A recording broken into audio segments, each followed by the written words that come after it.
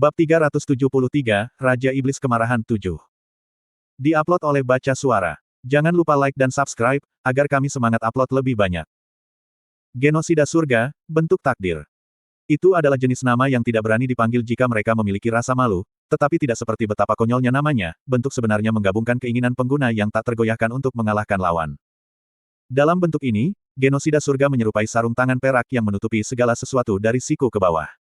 Setiap bagian dari bentuk itu adalah senjata. Lengan bawah yang ramping dan bersudut setajam bilah. Jari-jarinya juga sama tajamnya, tetapi ketika mengepal, mereka mampu mengubah musuh menjadi massa daging yang dihancurkan hanya dengan sedikit rotasi pergelangan tangan. Formula api putih Charmaine telah dikhususkan untuk bertarung dengan tinjunya. Tidak seperti formula api putih Yujin atau hati singa lainnya, formula api putihnya tidak terbakar dengan ganas.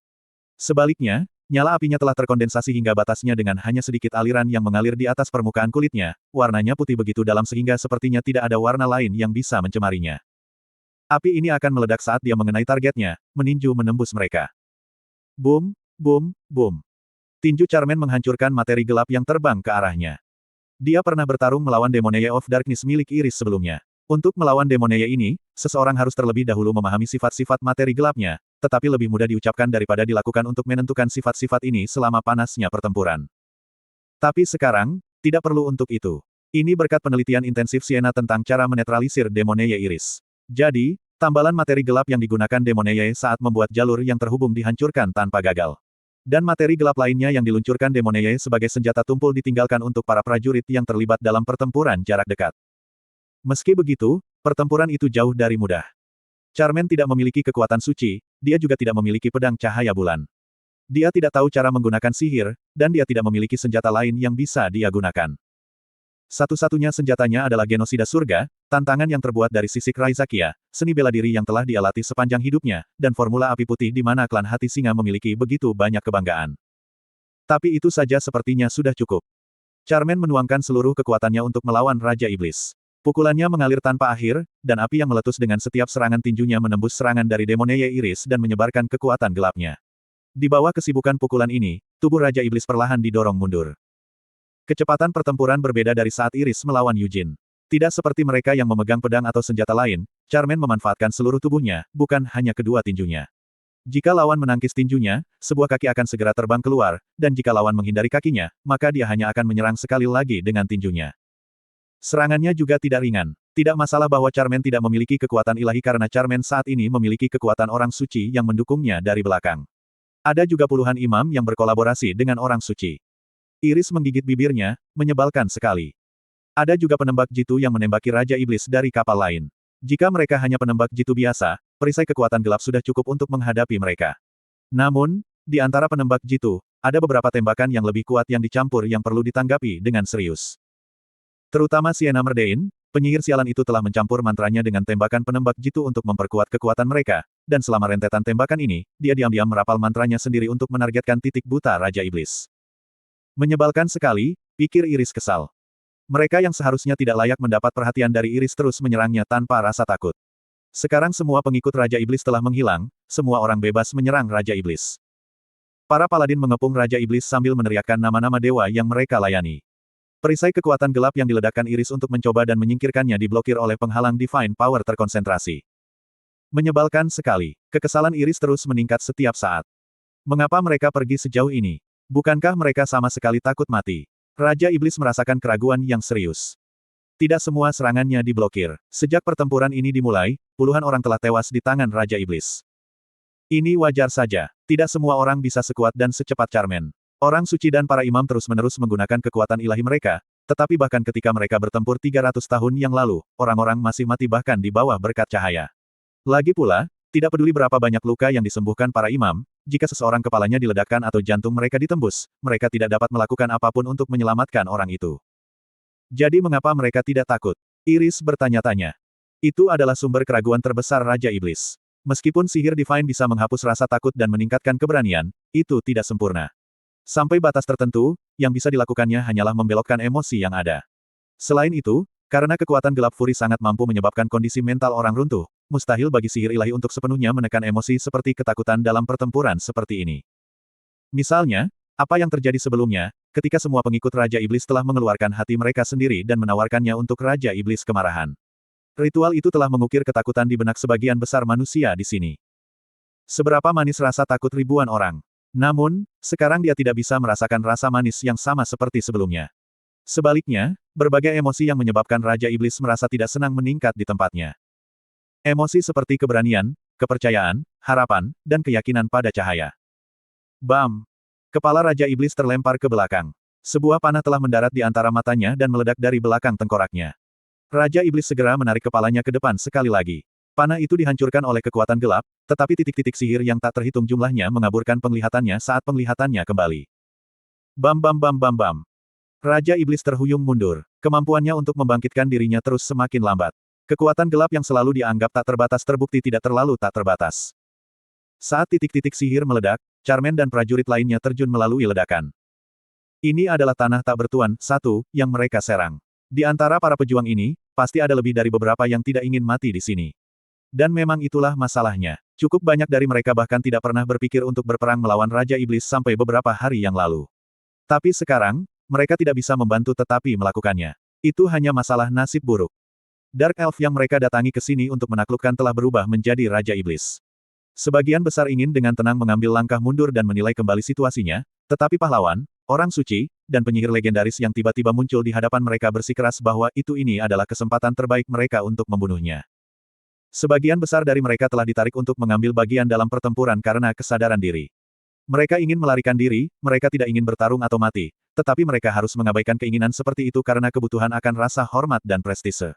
Ada juga beberapa yang merasa sulit untuk melawan tren, yang tidak punya pilihan selain mengikuti rencana. Bagaimanapun, semua orang yang saat ini menyerang Raja Iblis semuanya satu pikiran. Mereka tidak menginginkan kemuliaan. Mereka juga tidak berani mengantisipasi kemenangan yang masih di luar genggaman mereka. Satu-satunya pikiran mereka adalah, karena itu tidak bisa dihindari, mereka hanya harus melakukannya. Meskipun mereka merasa akan lebih baik jika orang lain bisa menggantikan mereka, tidak ada orang lain di sana yang akan melakukan ini untuk mereka. Karena mau bagaimana lagi, karena mereka sudah ada di sini, karena banyak orang sudah meninggal, dan juga karena jika mereka meninggalkannya seperti ini, lebih banyak orang akan dibunuh oleh Raja Iblis. Keyakinan dan rasa keadilan mereka dangkal. Motivasi dasar bagi kebanyakan dari mereka adalah bahwa mereka tidak punya pilihan lain. Itu bahkan bukan karena kepahlawanan. Secara alami, kebanyakan manusia tidak heroik, adil, atau sempurna, dan itu berlaku untuk sebagian besar dari mereka yang saat ini bertarung melawan Raja Iblis. Namun meski begitu, tindakan mereka bermakna. Tapi pikiran Raja Iblis saat dia mengertakkan gigi berbeda, betapa tidak berarti. Dia muak dengan ini. Ini hanya serangga, kuman yang tidak penting ini, pria dan wanita yang bahkan tidak akan bisa mengubah apapun sendiri. Begitulah seharusnya, tapi, dengan berkumpul bersama dalam kelompok dan melemparkan diri mereka ke kematian mereka, mereka mulai membuat Raja Iblis pusing. Mereka bukan pahlawan. Mereka juga bukan orang suci. Jadi apa yang dia lakukan melawan orang-orang bodoh ini? Kemarahan Raja Iblis mendidih. Kemarahan dan kegilaan karena isolasi yang dilakukannya sendiri berubah menjadi niat membunuh, dan begitu niat ini dituangkan ke dalam Demoneyes-nya, keinginannya untuk kematian mereka segera terpuaskan. Boom! Dalam situasi seperti ini, sudah jelas siapa yang akan menjadi yang pertama mati. Mereka yang lemah. Mereka yang tidak beruntung atau yang baru saja terlalu dekat. Mereka yang terlalu percaya diri dan sombong. Dan kemudian ada orang-orang yang dengan sengaja mengorbankan diri. Ketika Demoneye menembakkan sinar cahaya, Anise juga meledak menjadi cahaya. Christina, yang sudah sadar, membacakan doa bersama dengan Anise. Lusinan imam yang mengikuti pimpinan Santo berdoa untuk mukjizat yang sama seperti Anise. Namun, bahkan kekuatan divine mereka tidak terbatas. Anise perlu menekan kekuatan gelap, memberikan restunya kepada yang lain, meregenerasi luka dengan kecepatan kilat, memblokir beberapa serangan fatal, dan bahkan menyerang Raja Iblis setiap kali dia melihat celah. Semua tugas ini sedikit memperlambat pembentukan penghalang Anise. Peringkat 3 dari 12 Simuin terbaik, Paladin Adol, adalah pria yang pendiam. Sejak keberangkatan ekspedisi, hanya beberapa orang yang berhasil berbicara dengannya. Bahkan setelah misi mereka berubah dari penaklukan permaisuri bajak laut menjadi pemusnahan Raja Iblis, Adol tidak mengungkapkan pendapat yang bertentangan dan hanya diam-diam mendukung keputusan pahlawan dan orang suci. Saat kematian mendekatinya, Adol hanya mengangkat perisainya tanpa tersentak. Alih-alih mundur, dia bergerak maju dengan perisainya terangkat tinggi. Adol bukan satu-satunya yang bergerak melawan kerumunan. Semua paladin bergerak maju sambil memegang perisai mereka seperti Adol. Ah! Iris terkejut. Charmaine, yang masih dalam jarak dekat, melemparkan dirinya ke belakang. Adol memiringkan perisai dan tubuhnya pada sudut yang akan membuat Charmaine keluar dari bahaya. Dengan mata lebar, Charmaine menatap punggung Adol dan paladin lainnya. Semburan hitam menyelimuti para paladin. Kemudian, mereka semua menghilang dari dunia bahkan tanpa harus meninggalkan kata-kata terakhir. Pemula. Penghalang yang dibangun dengan hati-hati memblokir gelombang pasang kekuatan gelap. Tombak sihir ditembakkan dari balik penghalang menusuk tubuh Raja Iblis, membelah semburan kekuatan gelap menjadi dua, dari ujung kepala sampai ujung kaki. Tapi Laversia juga terbagi menjadi dua. Laut merah gelap di bawah mulai bergejolak saat mereka menelan kapal. Sienna dan Christina terengah-engah saat mereka dengan cepat melakukan apa yang diperlukan. Semua orang di kapal Laversia yang tenggelam ditarik ke udara.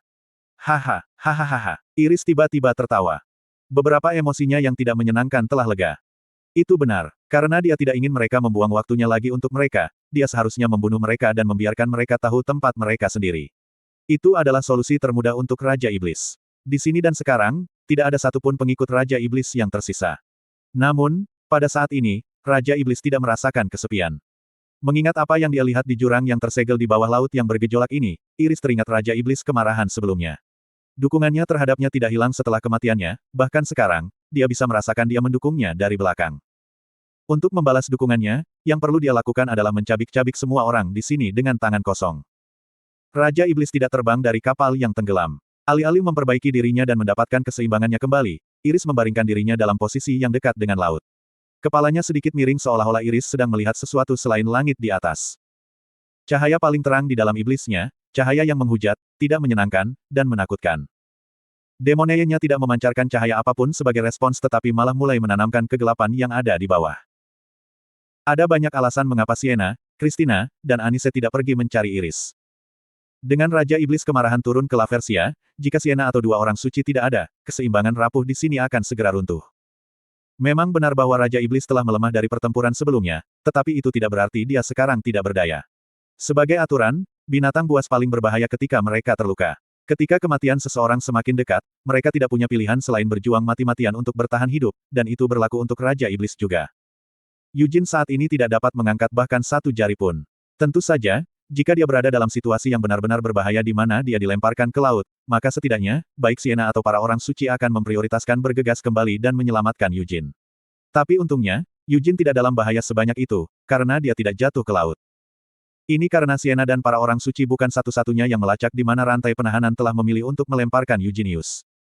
Masih ada Ciel Leonhardt. Alih-alih ditempatkan di Laversia atau Formeri, dia tinggal bersama armada cadangan.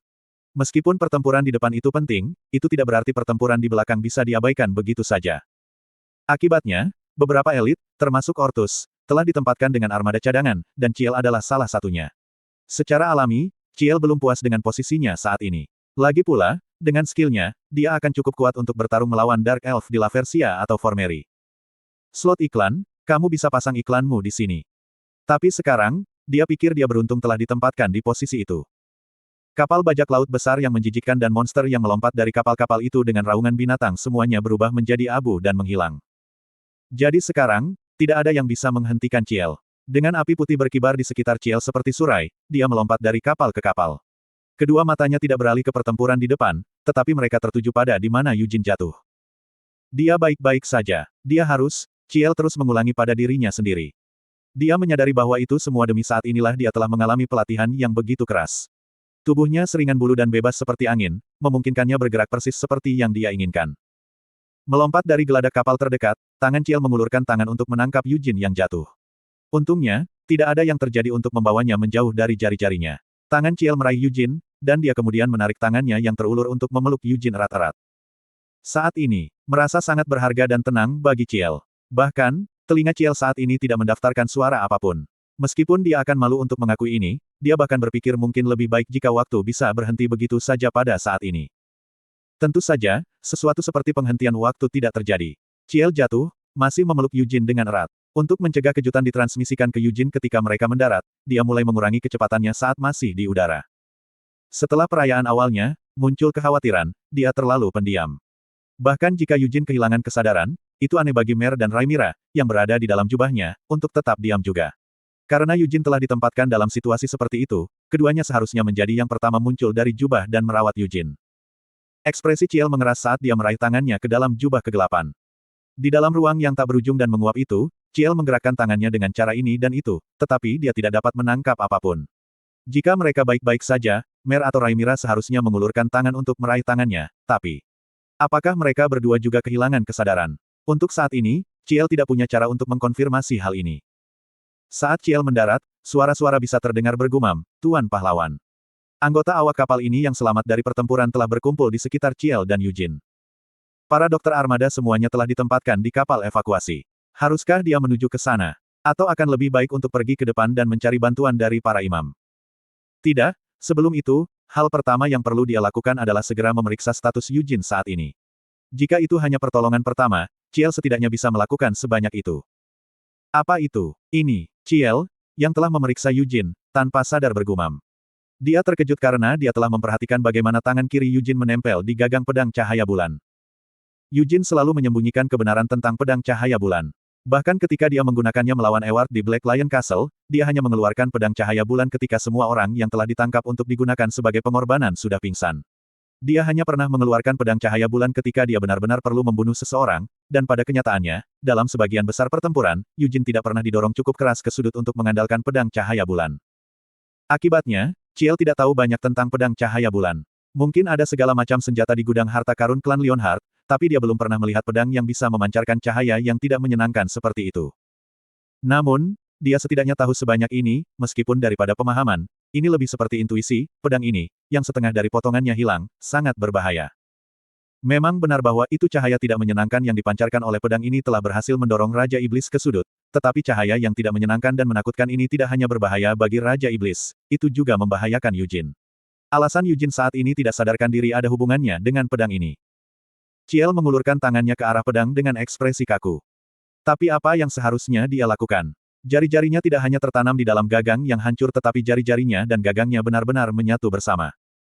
Haruskah dia dengan paksa merobek jari-jarinya satu per satu? Atau haruskah dia dengan berani mengamputasi pergelangan tangannya? Dia mendengar bahwa itu seorang suci dengan stigmata bahkan mampu mengembalikan anggota tubuh yang terputus dengan memasangnya kembali, tapi dia tidak tahu pasti apakah hal seperti itu mungkin atau tidak. Ciel berpikir dalam hati, jika tidak ada yang berhasil, maka aku harus memotong pergelangan tangannya, tapi pertama-tama. Solusi semacam itu hanya boleh dipilih jika terjadi skenario terburuk. Setelah menarik napas dalam-dalam, Ciel meraih tangan Eugene dan pedang cahaya bulan. Sejak 300 tahun yang lalu, ada fakta yang mapan bahwa itu tidak sembarang orang bisa memegang pedang cahaya bulan. Bahkan yang terkuat di era itu, seperti Hamel dan Molon, tidak bisa menahan kegilaan yang tidak menyenangkan yang ditransmisikan pedang cahaya bulan ke penggunanya. Sama seperti kata kegilaan yang tersirat, memegang pedang bisa membuat Anda gila. Saat seseorang memegang pedang di tangannya, rasanya seperti pikiran seseorang sedang diubah menjadi sesuatu yang lain. Tidak peduli seberapa kuat ketabahan mental seseorang, mustahil untuk menahan kegilaan pedang cahaya bulan. Tapi Vermont tidak hanya mampu memegang pedang cahaya bulan, dia bahkan mengayunkannya dalam pertempuran. Hal yang sama berlaku untuk Eugene. Kualifikasi yang diperlukan untuk memegang pedang cahaya bulan bukanlah ketabahan mental tetapi sifat khusus tertentu. Sifat khusus ini terletak pada darah Vermont, darah klan hati singa. Dan darah itu juga mengalir di Ciel. Tubuh Ciel gemetar. Karena darah istimewanya, pikiran Ciel tidak menjadi gila oleh kegilaan pedang cahaya bulan.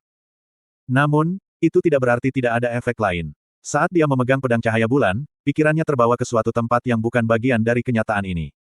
Kegilaan yang saat ini terkikis di Eugene telah menyeret Ciel juga. Tidak, Ciel menolak. Untungnya, Ciel tidak sepenuhnya tersapu, dan kesadarannya muncul kembali dalam kehampaan yang tersisa setelah dunia dihancurkan dan semua hal telah runtuh. Ini berbahaya. Jika dia tidak berhati-hati, dia mungkin akan tersapu sepenuhnya dan kehilangan semua rasa diri. Meskipun berulang kali diperingatkan dari intuisinya, Ciel tidak melepaskan pedang cahaya bulan. Ini karena Ciel lebih khawatir tentang bahaya langsung yang mungkin dialami Eugene daripada bahaya bagi dirinya sendiri jika dia terus memegang pedang seperti ini. Dia harus lebih dekat. Dia harus masuk lebih dalam. Kesadarannya tenggelam ke pusat kehampaan.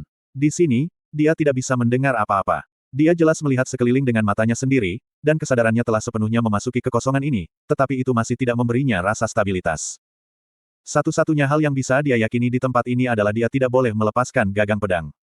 Juga, kamu harus pergi. Dia samar-samar bisa melihat sesuatu. Hal yang paling ingin dilihat Ciel di tempat ini.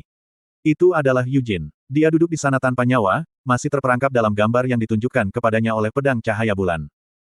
Kesadaran Ciel mencapai Eugene. Ini seharusnya tidak terjadi, sebuah suara datang entah dari mana. Ciel tidak tahu milik siapa suara itu. Suara itu melanjutkan, pedang itu bukan bagian dari rencanaku. Fuosh. Kekosongan memudar. Suara itu juga tidak punya apa-apa lagi untuk dikatakan. Terkesiap, Ciel menghembuskan nafas yang selama ini ditahannya dan tenggelam. Pada titik tertentu, tangannya telah jatuh dari pedang cahaya bulan, tetapi tangannya yang lain berpegangan erat pada pergelangan tangan Yujin. Terengah-engah, mata Ciel menatap Yujin. Untungnya, tangan Yujin dan gagang pedang, yang telah menyatu, sekarang terpisah. Yujin, Ciel dengan panik memanggil saat dia mengguncang bahu Yujin. Setelah mengguncangnya beberapa kali, bulu mata Yujin berkibar. Ah, Yujin mengerang saat matanya perlahan terbuka. Kepalanya keruh, dan dia sakit kepala berdebar-debar. Tubuhnya juga terasa lemas. Apakah dia akhirnya menggunakan terlalu banyak cadangan sihirnya ketika pedang cahaya bulan menjadi liar? Atau mungkin, kondisinya saat ini adalah karena apa yang dia lihat ketika kesadarannya diseret keluar dari tubuhnya. Ciel, Yujin memanggil nama Ciel dengan suara serak. Kenangan samar perlahan mulai terhubung kembali, mengisi situasi. Dia telah berada di dunia yang penuh dengan ketiadaan. Di tengah kekosongan yang ditinggalkan oleh kehancuran, dia telah melihat sosok seseorang. Dan pada akhirnya, dia telah mendengar suara. Apakah Anda menarikku keluar dari sana? Yujin bertanya dengan ragu. Ciel ingin mengatakan, itu benar, sambil tersenyum. Namun, dia tidak bisa melakukan itu. Itu karena sebenarnya suara yang mereka dengar di akhir. Yang telah mendorong Yujin dan Ciel keluar dari ruang itu sambil tetap di sana sendirian. Ciel goyah, aku.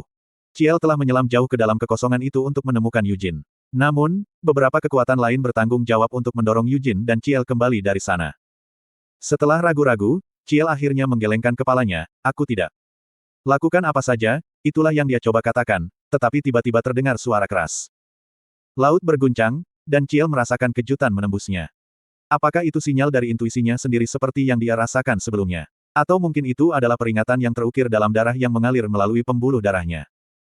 Dia tidak tahu yang mana, tetapi ancamannya jelas. Ciel dengan cepat membuat pilihannya. Tangannya melesat dan mendorong Yujin ke samping, tapi itu tidak cukup. Dia perlu menerima pukulan untuknya. Dia tidak punya pilihan lain. Dia tidak bisa mengatakan dengan pasti apakah semua kehidupan benar-benar sama, tetapi apakah itu ada di sini di medan perang ini, atau di masa depan yang akan datang. Hidupmu jauh lebih berharga daripada hidupku, pikir Ciel sambil jatuh ke depan. Penglihatannya di mata kirinya memerah dan kemudian menjadi gelap. Suara pop terdengar di dalam kepalanya. Catatan translator. 1. Teks asli menggunakan kata tertentu untuk menggambarkan situasi ini. Kata itu diterjemahkan langsung ke tanah mati atau tempat di mana orang hampir pasti mati. Ungkapan, tanah tak bertuan, digunakan dalam WW1 untuk menggambarkan ruang kosong antara dua parit yang berlawanan yang hampir pasti mati untuk dilintasi.